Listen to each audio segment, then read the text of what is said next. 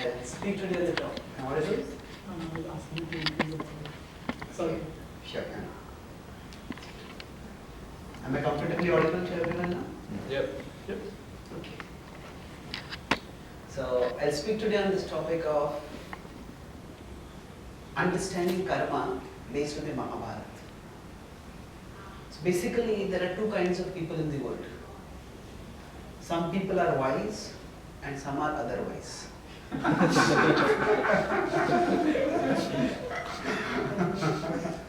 And what differentiates the two is basically the wise, the wisdom. And it's not just that there are two kinds of people, we ourselves oscillate between the two. Sometimes we act wisely and sometimes we act foolishly. So now, one thing, what do we mean by wisdom? That can empower us to choose rightly. That is what we'll be discussing. So, how do I look at the slide show now? Maybe I'll have to sit like this. So you can operate it. Yeah. Sorry? Okay. Yeah, you can go ahead. So I'll talk about these 4 points broadly. Okay, look, what is karma? How karma helps us to make sense of life? How Mahabharata illustrates the principle of karma, and how this applies, how this can empower us to make good decisions in our life. So let's begin. Now, before I start, when we use the word karma, what does this word mean to you? Anything you like to say?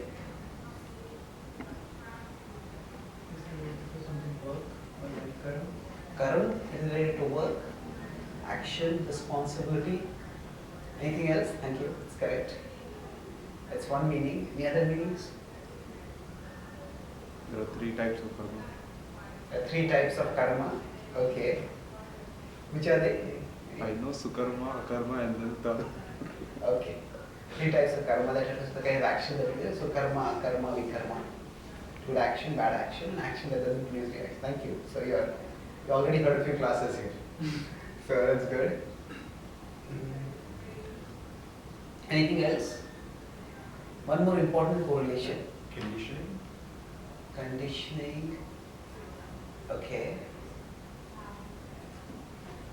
Okay, it's my karma. This is what I'm meant to do. This is how I am. Yes, that's true. When we talk about the law of karma, what do we mean by that? Consequence. Every action has a correlative reaction. Yes, thank you. So action has reactions. So now the word karma is multivalent. Multivalent means it has many different meanings. So if we consider there is action and there is some result of the action. So karma can refer to the action that we do. Karma can refer to the system of action-reaction. Karma can also refer to the reaction that we get. I am suffering my own karma. And karma can also refer to one particular kind of action. If that vikarma is bad karma, akarma is particular. So karma has multiple meanings. But apart from this technical understanding, when we do technical analysis, karma would simply mean that what are we to do? How should we act in life? In fact, I'll talk about this. Now the word karma has gained mainstream acceptance even in the Western world. Karma is a word in most English dictionaries. And not only that, people in the Western world also, they use the word karma. In fact, I was giving a similar talk in Princeton, especially on the character Karana. So the talk was titled Karana's Karma. So then when we were discussing about it, so one of the participants is a professor of Hinduism, and he said that there are many Hollywood movies in which the word karma is used, not uncommon. So it's gained mainstream acceptance. So now associated with karma is another word dharma, which is often seen as sectarian. But dharma basically means the right thing to do. So the whole of the Mahabharata is a search for the right thing to do. It's a search for dharma. In the complexity of life, what is the right thing to do? In fact, the Bhagavad Gita is also driven by this question. In 2.7, the Bhagavad Gita, Arjuna asks, Pruchhami tvam dharma sammudha chetaha. I ask you, what is dharma? What is the right thing to do? So we could say, karma can refer to all these three things. The action that we do, the system of action, reaction, and the reaction. Conditioning, as I said. Dharma refers to the right course of action. So we could say, dharma is the right karma. The right karma is called as dharma. So let's look at this further. Yeah. As we said, karma simply refers to action, reaction, correlation. Now, but the difference here is that actions and reactions can be correlated in bigger and bigger causal boxes or contexts. Say for example, right now the power goes off. Now if the power goes off, we might get somebody accidentally turn on the main switch over here. If that's what has happened, then we just turn it on, gets fixed. So that's one causal box. This went off because of this, or that caused this. So we correct it. But you might say, maybe there is some, because of the rains, there's some power outage and some cable fell off or whatever. That's why the power is going off. Then we wait for that to be fixed. Or it could be that there has been a terrorist attack on Australia and the power plant has been destroyed. Major power plant. And that's why. It's not just here, all over it's. So this, now you can go further, and there is a phenomenon called solar flares. If the sun gives extremely high radiation flares, and those flares come too close to the Earth's atmosphere, then while those flares are shooting through the Earth's atmosphere, all electrical and electronic devices on the Earth will stop working. So that means the integrity of the lights above us can depend on the integrity of the sun. So that's how much we can expand the causal box. So basically, now at one level, if you go ahead, when we have more knowledge helps us to expand the frames in which we place actions. So if say I have fever, I might say I'm feeling some temperature rise. But then I would say, generically somebody who doesn't have the knowledge might say, I'm just not feeling well. Somebody who has medical knowledge may say that, a little medical knowledge may say, okay, you got fever. Somebody else might say, actually, hey, you are exhibiting the symptoms of coronavirus. So now the more knowledge we have, the more broader or specific frames we can put things in. So similarly, the principle of karma enables us to place things in a broader context. Can you go? Now, at one level, we all accept karma if you consider action, reaction, correlation. That actions have consequences, and there are particular results, there must be particular actions. So, say, a few months ago, or was it India lost in the semi-finals of the World Cup, and there were so many articles and commentaries. What went wrong? Maybe this batsman did bat well, or this batsman was not sent earlier, or this bowler didn't bowl well, or this happened, that happened. So what are we trying to do? When something is happening, we're trying to find the cause of it.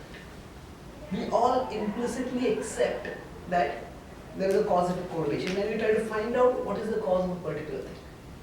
However, when we try to find out like this, sometimes we come to a dead end. Can you go ahead?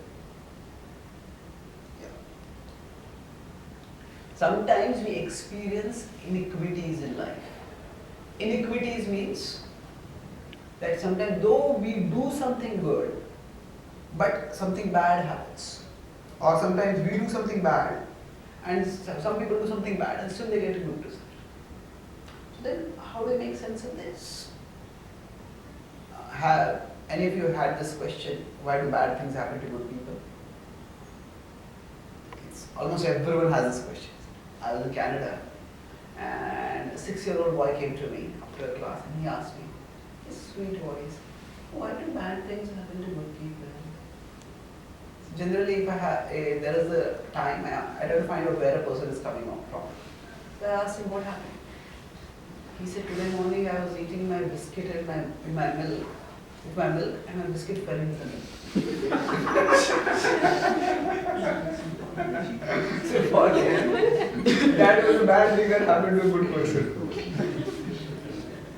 Now, as we grow up, of course, the bad thing that happened can be much more catastrophic.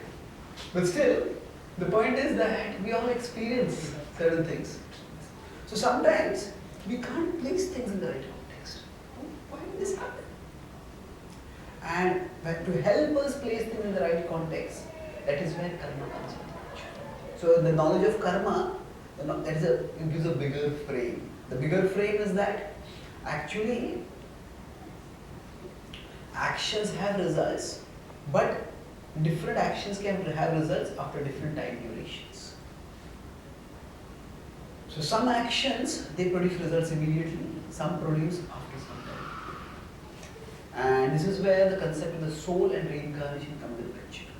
Now we also see at a normal level that not all actions produce results immediately.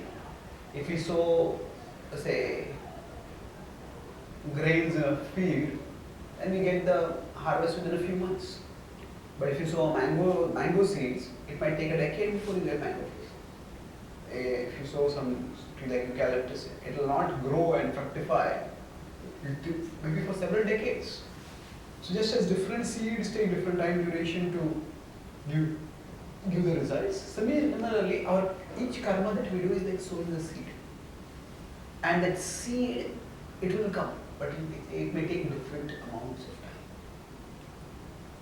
time. And now this different amount of time can extend beyond this life, or before this life and after this life also. Because the Gita explains, and the Mahabharata also is grounded in this reality that our identity extends beyond our body. We are not determined by our biology. We are spiritual beings, and the spiritual being, the soul enters into a body at the start of life and it leaves to go to the next body. So some of the actions we have done in the past, we may get the reactions for them now. And some of the actions we are doing now, we get the reaction later. Can you move forward? So karma and reaction, they helps us to make sense of what happens in our life. Now broadly speaking, to make sense of life, we need to understand another concept, that is destiny. But this is a simple equation, the 4 Ds. That is duty plus destiny plus duration. These 3 lead to the desired result. Or in Sanskrit, if you want to put it, karma, daiva and kala. These 3 lead to phala. So let's start with some simple examples, then move to more complicated examples. Suppose somebody is farming. Then there's plowing the land and sowing the seeds is karma. Is the karma part. The rains coming on time in the right quantity is the daiva part. And then the season is changing till the harvesting time comes up. That is the duration, kala. So when all 3 come together, that's when we get the result. Karma, daiva and kala. Suppose a couple gets married and wants to have children. Now they unite, that is the karma. But it's not always that union leads to conception. That conception happening is daiva. And then it's not after conception, next day you can have a baby. There's gestation. That's the duration. So karma, daiva and kala leads to phala. So all these 3 are there involved in every activity that we do. But for some of us, some factor might be very big and some factor might be very small. Say, some people have outstanding memories and some people have outstandingly poor memories. So now, if somebody has an outstanding memory, then if they have to study for an exam, just study a little bit before the actual exam and it's cracked. So what has happened? For them you could say daiva has done 99% of the work. Daiva is favorable, so their memory is very good. But karma, they just do a little work, that is 1%. And then they get the phala. For somebody with outstandingly poor memory, they may have to do a huge amount of work. So what Daiva is arranging is very little, so it will be like 1%. And they may have to do 99% of the work. So, when we say bad things are happening to good people, what we essentially mean is that somebody is doing their karma, but they are not getting the phala. That is because Daiva and Kala are not yet working out. And Daiva and Kala don't work out because of some negative karma from the past. I'll explain that. Can you go ahead? So now what is destiny? Can someone read this? Destiny is the sum total of the reactions for past actions that have accumulated and will unfold in our present and future. Yeah, thank you. So destiny is the sum total. All the actions that we have done, they get accumulated. And they will unfold in our lives. Can you just go ahead? Okay, go ahead. Come back to this. Yeah. This is one simple diagram, not so simple diagram, to understand this. So, on the left side is the actions that we are doing. On the right side is the results of the reactions we are getting. Now, some karma might be immediate. That means I do an action and I get the immediate result.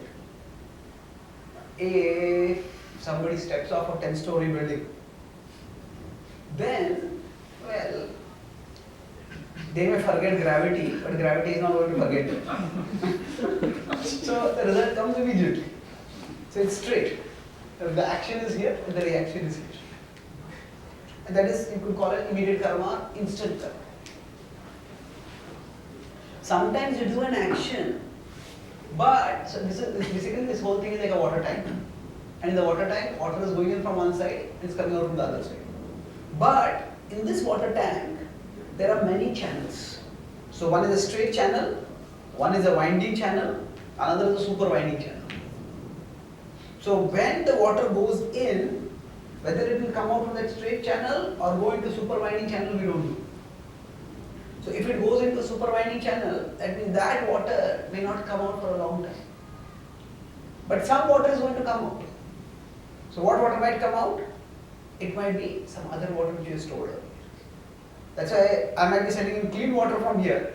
But in the past, if I put unclean water over there, unclean water might come out. So destiny refers to what is there in that water tank. What all water is there.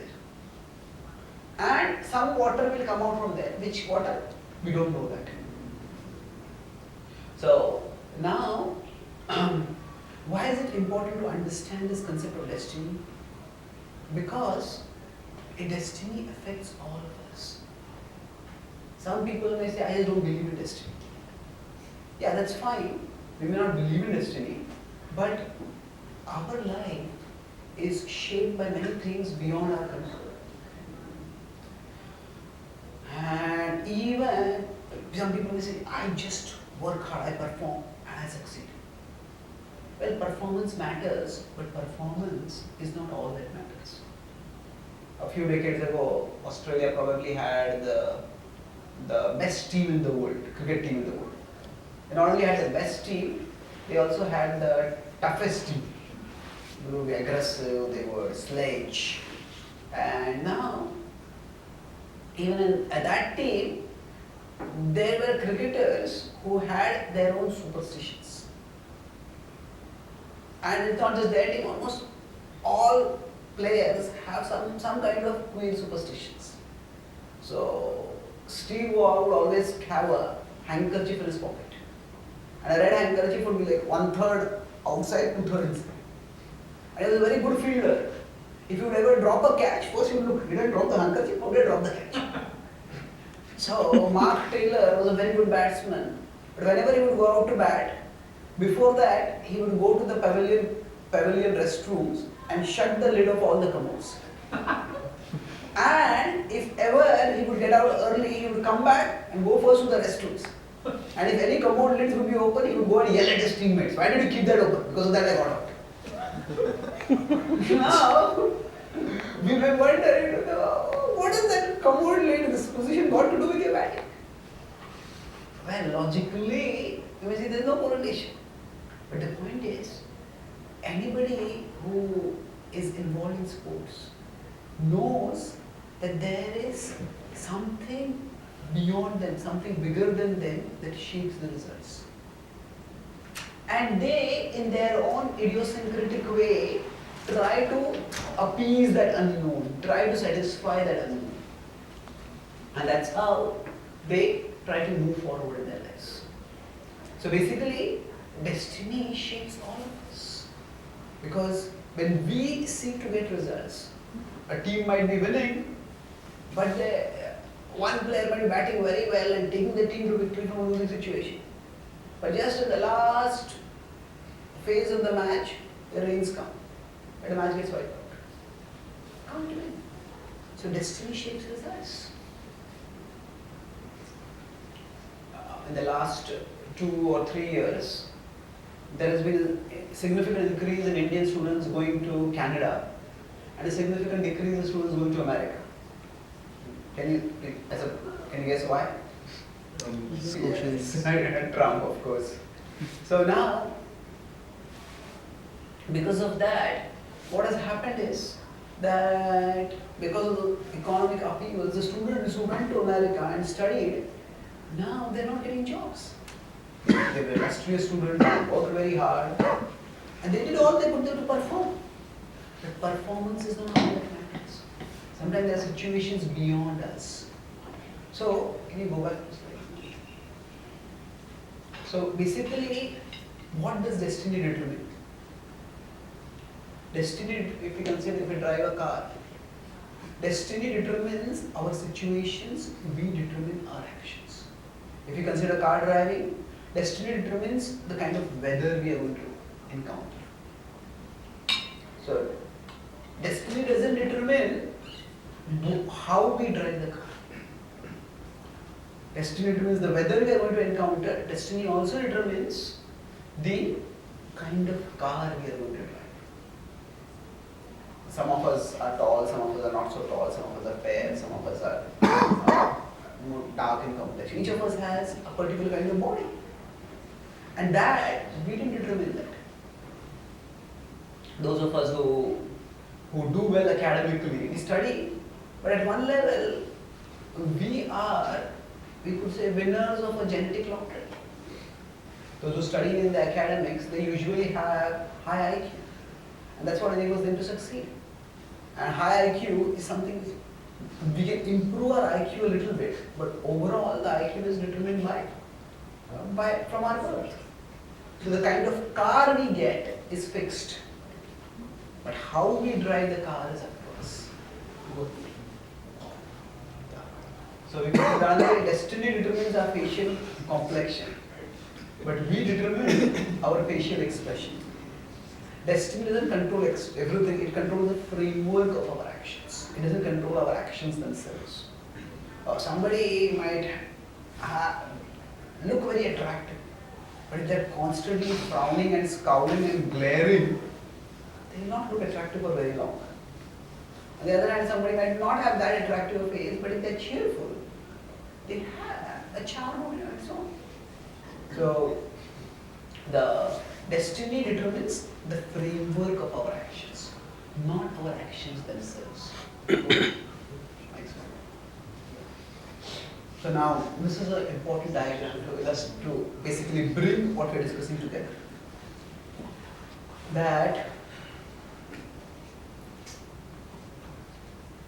if I talk about karma and daiva, so you could have broadly two schools of thought. Karmavad is the idea that karma determines everything.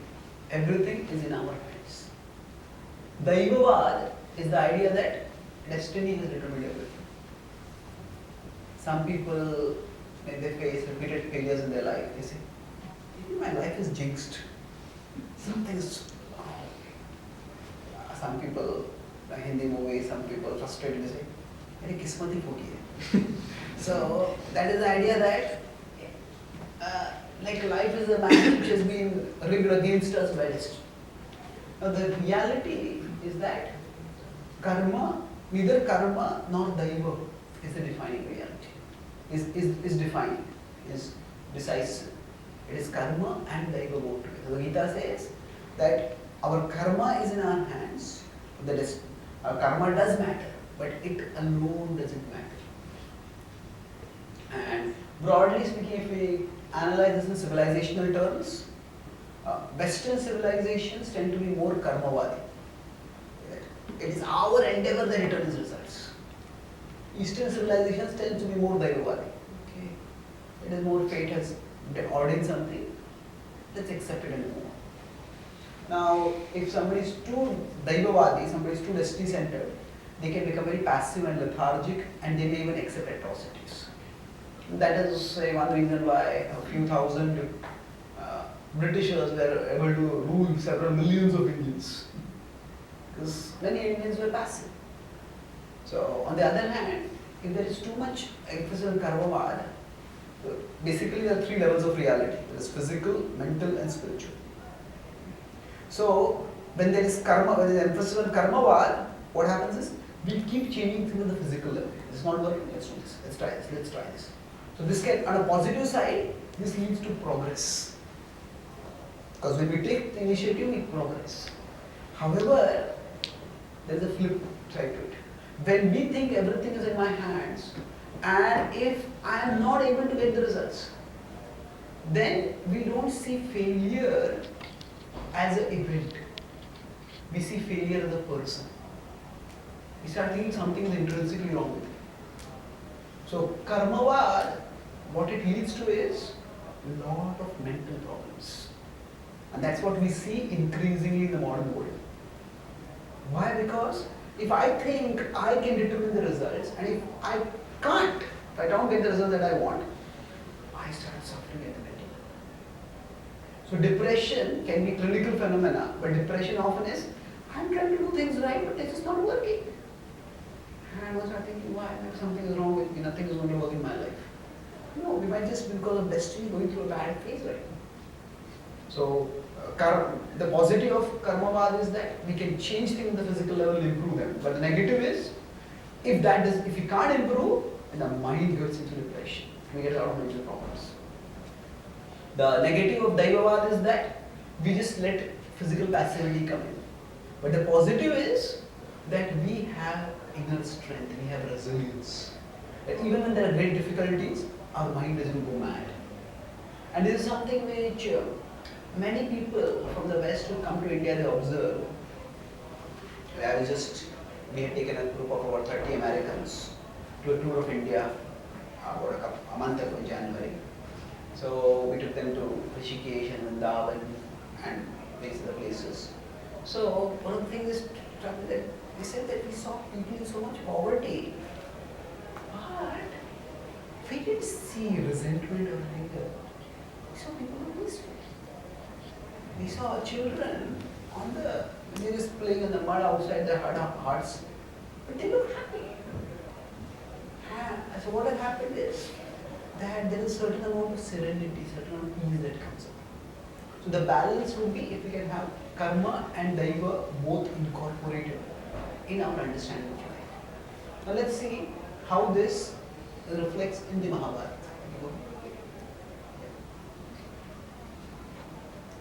So now, before the Kurukshetra war,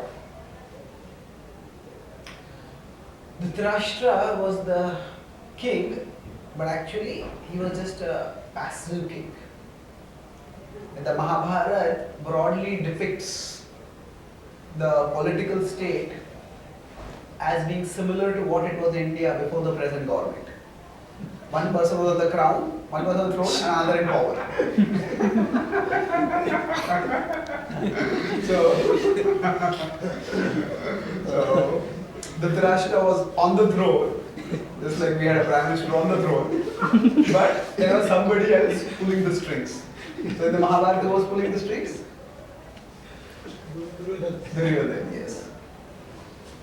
So Dhritarashtra, when the war was about to take place, at that time, Dhritarashtra's well-wishers told him, stop this war from happening. You should discipline Duryodhana. So one of his well-wishers was Vidura. And there's a beautiful instruction Vidura called Vidura Niti. where he tries to instruct Dhritarashtra. And at that time, the whole Kuru dynasty. So at that time, what did Dhritarashtra reply? He tried to use destiny. And he says, destiny is will that our whole dynasty be destroyed. Then who am I, a tiny mortal, to stop the will of Almighty Destiny? So at that time, Vidura replies, cutting through his rationalizations. And he says, destiny determines the consequences of our actions, not our actions themselves. Destiny determines the consequences of our actions. Say, if a child is not studying for the exam, mother says, why don't you study? I'm detached. That is not detachment, that is irresponsible. We have to do our duty. Destiny, whether if we study or don't study, that if we don't study, that is not destiny, that is irresponsibility. If we study and somehow don't get good results, that is destiny. Destiny determines the consequences of our actions, not our actions themselves. And now what Dhritarashtra was doing was, he was rationalizing. Have you heard the word rationalize? What does it mean? You like try to justify what you why what you did is correct. Yeah, trying to justify what we are doing, and often with misleading reasoning or false reasoning. Yeah. So what is the spelling of rationalize? Rational, R-A-T-I-O-N. Yeah. Depending on where you are in the world, I-S-C or I-T-I. Okay, good. I-S-C or I-Z. Rationalize. You can have another spelling for rationalize. R-A-T-I-O-N-A-L-L-I-E-S.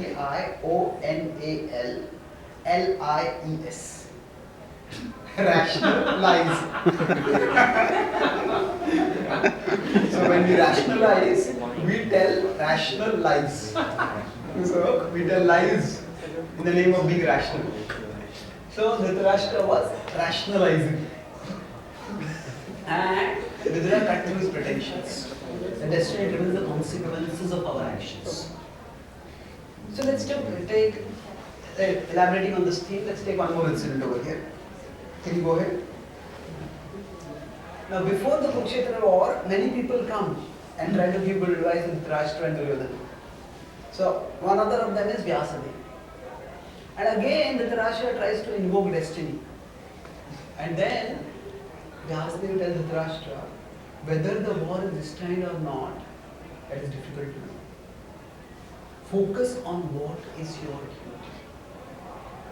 Focus on what is your duty. Consider deliberately and do your duty well. Then the war happens. And after the war, all of Dhritarashtra's 100 sons are killed. And after that it starts lamenting bitterly. And then Vyasadeva comes again. And then Vyasadeva tells him something significant. Can you go ahead? Vyasadeva tells him the war was destined. Do not lament. And he said, what is going on here? First he said that whether the war was destined or not is difficult to know. But now he's saying the war was destined. See, the whole point is that philosophy is meant to be a tool for living effectively. So, after something has happened, before something has happened, the initiative and the responsibility are in our hands. And that's the time when we need to act responsibly. And if at that time we start thinking of destiny, oh, why did this happen? This shouldn't have happened. Oh, no, nothing is in my hands. Then we will not do our part. So before we do our work, it's not that we bother about destiny. Before we do our work, we do it wholeheartedly. But after we have done the work, and then particular results have come out, maybe not the way we expected, then that chapter is over. And to gain closure, to gain acceptance, you can say that what happened was due to destiny. So rather than thinking of destiny as fixed, destiny we need to see is the quantity of good and bad karma that we have, that is fixed. which we have to eventually experience. But specifically how destiny will unfold in our lives, that is up to us. Going back to earlier the driving example, say somebody might be destined to beat an accident while driving. Now, if before driving they're drunk heavily, and then they're driving, then the accident can be disastrous, it can be fatal.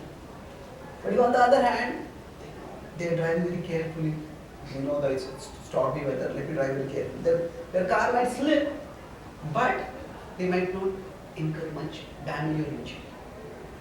So the accident was destined to happen, but the quantum of damage that may happen, that can vary for all of us. So we all can, by choosing responsibly, by acting responsibly, by understanding our karma, the role of karma properly, we can stop bad situations from becoming worse. And we can make good situations better. And this brings us to the last part of the talk. How does all this apply in our lives? So, many of you know this verse from the Bhagavad Gita, Karmanyevadhikaraste. Have you heard this verse? Ma phaleshu kadachana, ma karma phala heturbhur, ma te sangostva karmani. So this verse, what it says is, Karmanyevadhikaraste. Arjuna, do your work. Ma phaleshu kadachana. Don't be attached to the results. Ma karma phala heturbhur. Do not think that you are the cause of the result of the work. Ma te sangostva karmani. That don't be attached to not doing your work. I was giving a talk in Yale, and there was a professor of Islamic studies who specializes in Hindu-Islam dialogue. So he was there and he said, I have read the Bhagavad Gita. That's how I pronounced it. I read the Bhagavad Gita, and this just doesn't make sense to me. He says, we work for the results. If we are not to care for the results, why would we at all work? Everything that we do, we set a goal in front of us. This is what I want to achieve. We study, this is the kind of grade I want to get. Or this is the kind of job I want to get. We all set goals, and that's what inspires us. In fact, much modern self-help or positive thinking, they say, envision the goal. Begin with the end in mind. So the Bhagavad Gita seems to be saying exactly the opposite. Just don't get attached to the results. But actually, what the Bhagavad Gita is saying is something very subtle. There's a difference between goals and results. Goals are what we set before we do the activity. Results are what we get after we do the activity. So what the Bhagavad Gita is telling us is, not that don't set goals. It is saying, don't be attached to results. Why? Because we go back to the earlier question, karma, daiva and kala will lead to phala. So our karma alone doesn't produce the phala. So if we do the karma and if we're too obsessed with the phala, with the results, and they don't get, we get distracted, we become discouraged. So imagine, say, if you have 5 papers on 5 successive days, and you agree that you want to get, do you have percentage or CGPA over here? Percentage. Suppose you want to get 95%, whatever percentage. Now you do the first paper, and the first paper turns out to be a little poor. Will I do well? Will I not do well? What will happen? If you start thinking too much of that, you'll be distracted from doing the second paper. Not able to prepare for it. So, set goals. Setting goals is a part of doing karma. Like we see in the Mahabharata, after the Bhagavad Gita was spoken, the Kurukshetra war happens, and in that, the Pandavas set goals every day. Today I'll fight against this warrior. Today we'll bring down this regiment of the army. So they set goals. But setting goals inspires us to work wholeheartedly. Whereas being detached from the results helps us to refocus on the work at hand and not get worried about the results. So in one sense, this is the most effective way to work. So one modern self-help teacher, Stephen Covey, talks about 7 habits. His first habit is be proactive. Be proactive means he talks about a circle of control and a circle of concern. So focus on what is not in your control, not what is out of your control. So our work is in our control. So what Stephen Covey has said, thousands of years ago, Krishna has already said in the Bhagavad Gita. But just he's putting more contemporary language. So the idea is that we focus on what is in our control. And so what is in our control? Our endeavors are in our control. The results are not in our control. Now, of course, when we do the endeavor, we can have a goal that can inspire us to endeavor wholeheartedly. But after the endeavor, you did your part, now let it go. The results will come. Sometimes the results will come positively, sometimes they will not come positively. Now we all may remember times when we worked very hard and we did not get the deserved results. But if you are honest, we may find that there are times when we did a little work, we got much more results than what we deserved. We got some lucky breaks. I was addressing a group of cricketers in Maharashtra, local state level cricketers, and I was explaining this concept of destiny. So I asked them, how many of you, there were many of them were asking, how many of you had umpiring decisions go against you? Say a batsman was not out and the batsman was given out. Everybody raised hands. And I asked them, how many of you had times when you were out and you were given out? They always had a little half-half. So, in the long run, destiny evens out. Sometimes we may not get what we deserve, and there are times when we get more than what we deserve. So, rather than worrying about whether we will get the results or not, what the understanding of karma enables us to do is focus on what is in our control. Just do your best and leave the rest to God. And now, ultimately, the Bhagavad Gita says that this karma, daiva, kala, leading to phala, all this is happening under a divine will, under God's guidance. And even if something bad happens to us right now, God is expert enough to bring good even out of that. In fact, He specializes in that. Because many times throughout nature we will see that things need to be broken to be very better. Clouds in the sky look very beautiful. It's only when cloud is burning that we get rains. Otherwise, there will be beautiful clouds in the sky and we will be dying of thirst. The soil, the ground might look very good, but the ground needs to be broken so that it can be sown and harvested. When we get grains, the grains need to be broken so that they can be cooked. So often things need to be broken so that they become better. So when something bad seems to be happening, that our plans seem to be broken, something better is coming out of it. It's going to come out of it. So that patience, do not get completely swept away by what is happening in the present. Seeing that there is a continued present, past and future. And the present doesn't determine our entire life. Life is like a 100-mile marathon, not a 100-meter sprint. If some things go wrong right now, that doesn't mean life is doomed. It always move ahead earlier. And not only that, not only can God bring good out of the bad, even if not just some bad happens to us, even if we ourselves do something bad, still God can bring good on out of that. That is His expertise. Just like say if you are driving, using GPS, and GPS says turn left, and you turn right. And what happens? It reroutes. Does the GPS say, you didn't obey me? Get lost. GPS doesn't say that. GPS reroutes and guides us. So similarly, the divine is always present in our hearts. Ishvara sarva bhutanam ruddesha yarja tishtati brahman sarva bhutani yantrarudhani mayaya. They say that the divine is always present in our heart, guiding our wanderings. He's like the divine is our innate GPS. And even if we go off track, it can always get us back on track.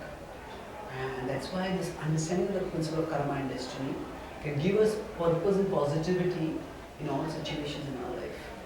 That we may be going through a bad phase right now, but a brighter phase will emerge. And not only will it emerge, but we can create a brighter future by choosing our actions responsibly in the present. So I'll summarize what I spoke. I spoke today on the topic of understanding karma based on the Mahabharata. We got 4 parts. First, discuss what is karma. It is basically action-reaction correlation, and that underlies our entire behavior and functioning in life. But which action correlates with the reaction? That can be put in bigger and bigger frameworks. It's like, why did this power go off? So similarly, when sometimes we do an action, we get the immediate result for it. But sometimes we might not have done anything bad, and still we might get a bad result. So we need a bigger framework to put it in. And karma and reincarnation, they give us a bigger framework. That just as different seeds give results after different time durations, similarly, each action may give results after different time duration. And some results may carry over from previous life to this life, and some actions may produce results in the next life. So how actions lead to results, we discussed an equation for that. Does anyone remember that equation? Yes? 4 parts in the equation. Yes, thank you. Time, destiny, karma. So, if you want to remember in English, 3 Ds: duty, destiny, duration. That leads to the result. Thank you. And then, Western civilizations tend to be more karma-centered, and that leads to they make physical improvement, but there is mental agitation because of that. If things don't change first. Western civilizations tend to be more diver-centered. That results in a greater passivity at the physical level, but a greater serenity and acceptance at a mental level. So we need a balance of both. And then I talked about how destiny determines the framework of our actions, not our actions themselves. Destiny determines the weather conditions in which we are driving and the car we are driving, not how we drive. Destiny determines the expression on the complexion of our face, not the expression on our face. And then I talked about how Vidura and his discussion with Dhritarashtra and Vyasa's discussion with Dhritarashtra. So destiny determines the consequences of our actions, not our actions themselves. And before the war, Vyasadeva said that destiny is difficult to do. After the war was destined, the death of your sons was destined, move on in your life. So philosophy is meant to be a tool for effective living. And then I talk about how karma-nivadika rasta is a way to live empowered living. That if we set goals, that inspires us to work hard. But if we get attached to results, that distracts us, that consumes us, and prevents us from doing what we can do at present. So the karma is in our control, that's in our circle of control, and the phala is not in our circle of control, that's outside. So when we learn to focus on what is in our control, we can create a better future, no matter however dark our present may be. The present may be dark, not because we are bad or we are failures, but because we are going through a negative phase in destiny. But if you keep doing the right karma, gradually a brighter future will emerge. And beyond karma and destiny, there is the divinity. There is God, and He is guiding us. He can bring good out of the bad. Even things seem to be breaking right now, things are often broken so that they can be made better. Clouds break to give rains. The grains break to give us edible food. And even if we ourselves make some mistakes, still God can bring good out of that also. He can still take us to good. He is the ultimate GPS. He wrote and shows the way.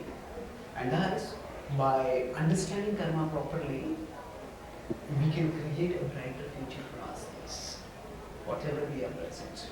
Thank you very much.